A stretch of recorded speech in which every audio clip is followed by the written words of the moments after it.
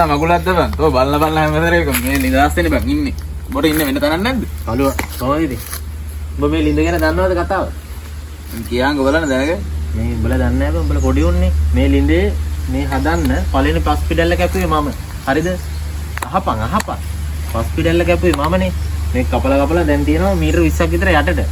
වතුර පිරුන්නේ නැහැ ගියාංකෝ දවස් 7ක් යනකම් මේකේ. මම මොකද්ද කරේ කියපන්. පුළුවන් නම් කියපන්.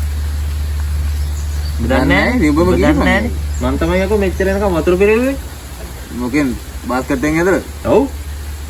අත් ඵලයා රවිය යන්න. උඹලා මොනවද මන් දන්නේ මේ රවිය ගැන? ඵලයා රවිය යන්න. බොඩ මතකද හිටන් ජනාධිපති කාලේ කළුතරට ගම් වතුර දැම්ම? ඔව් මතකයි. එමෙලේ මොය කපේ කවුද කියලා දන්නවද? මේ මම යකෝ මම අම්මට සිරිසිරාවට බෝලගේ ලිං වගේ දෙයක්ෝ මොය කපපුවා. එතකොට උඹට මතකද 2012 ලෝක විනාශයක් එන්න ආවා? නෑ මට මතක නෑ. උඹට මතක නැති වුණාට මතක තියෙන විදිහක් නෑ. මොකද නාසා ආයතනයේ ලංකාවේ නියෝජිතයෙක් විදිහට කවවද පත් කරේ? මේ රවියව. ඒ රවියට යන්න බැරුනේ. උඹලා ඒව දන්නේ නෑ. මොකද ඒ වුණාට අපි නැවැත්තුවා 2012 ලෝක විනාශය.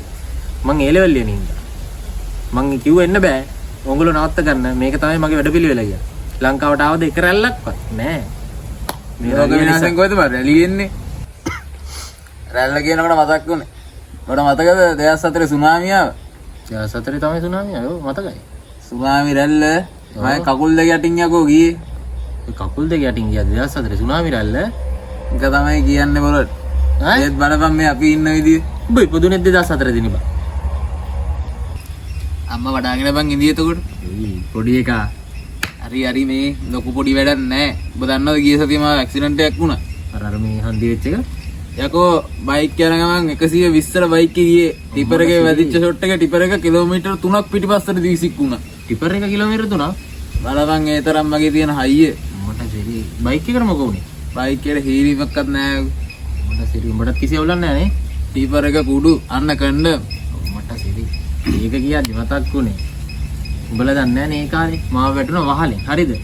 2000 හරියටම මචං 2007 දී. ඒ වෙටිච්ච පාර මම මැරුණා කිහාංකෝ. මැල්ලන් ඔය ඉන්නේ ඔබ. ඵලයා රවිය යන්න.